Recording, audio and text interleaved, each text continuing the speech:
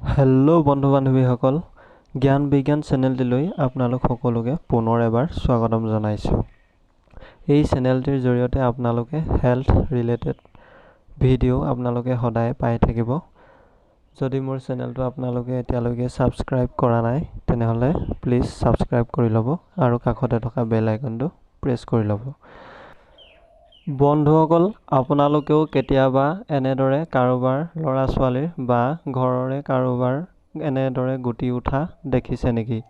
যদি দেখিছে, কি হয় এই গুটিবোৰ, কিহৰ কাৰণত এনেদৰে গুটি গুটি উঠে?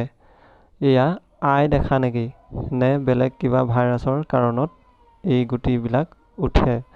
সম্পূৰ্ণ তথ্য আপুনি জানিবলৈ ভিডিঅ'টো শেষলৈকে চাই থাকক। হেল্ল' বন্ধুসকল, মই উজ্জ্বল শইকীয়া আৰু আপোনালোকে চাই আছে জ্ঞান বিজ্ঞান। আজি মই আপোনালোকক এটা বিশেষ তথ্য আগবঢ়াম, যিটো নেকি প্ৰায় সৰু ল'ৰা ছোৱালীৰ গাত হোৱা দেখিবলৈ পাওঁ।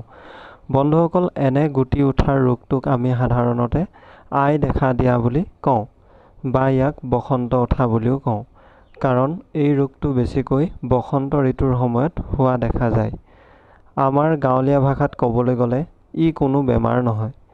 আইৰ দুখ লাগিলে এনেদৰে ল'ৰা ছোৱালীৰ গাত দেখা দিয়ে বুলি আমাৰ ককা আইতাহঁতে কৈ থৈ গৈছে। আৰু এনে হ'লে নীতি নিয়ম অনুসৰি আইৰ প্ৰসাদ এমুঠি আগবঢ়াই দিলে লাহে লাহে এনে হোৱাৰ পৰা ৰক্ষা পোৱা হয়। আপোনালোক সকলোৱে জানে যে এনে ধৰণৰ আই দেখা দিয়া ৰোগটো প্ৰায় বসন্ত ঋতুৰ সময়তে হোৱা দেখিবলৈ পোৱা যায়। কিন্তু এনেধৰণৰ ৰোগক ডাক্তৰৰ ভাষাত বা ছায়েন্সে কি নামেৰে স্বীকৃতি দিছে আপোনালোকে হয়তো নাজানে। যদি নাজানে মই কৈ দিছোঁ শুনক। এনেধৰণৰ ৰোগবিলাকক ডাক্তৰৰ ভাষাত কয় মিজলছ, আৰু ই এবিধ ভাইৰাছজনিত ৰোগ। ৰুবেওলা নামৰ ভাইৰাছ এবিধৰ পৰা এই বসন্ত দেখা দিয়াৰ ৰোগটো হোৱা বুলি জনা যায়। জাৰ্মানৰ ৰুবেলা নামৰ ভাইৰাছবিধৰ পৰাও প্ৰায় একে ধৰণৰে ৰোগ হোৱা দেখিবলৈ পোৱা যায়। এই ৰোগ 6 মাহৰ পৰা 3 বছৰৰ শিশুৰ গাত বেছিকৈ হোৱা দেখা যায়। অৱশ্যে সৰুতে টীকাকৰণ কৰালে এই ৰোগৰ পৰা কিছু পৰিমাণে হাত সাৰিব পাৰি।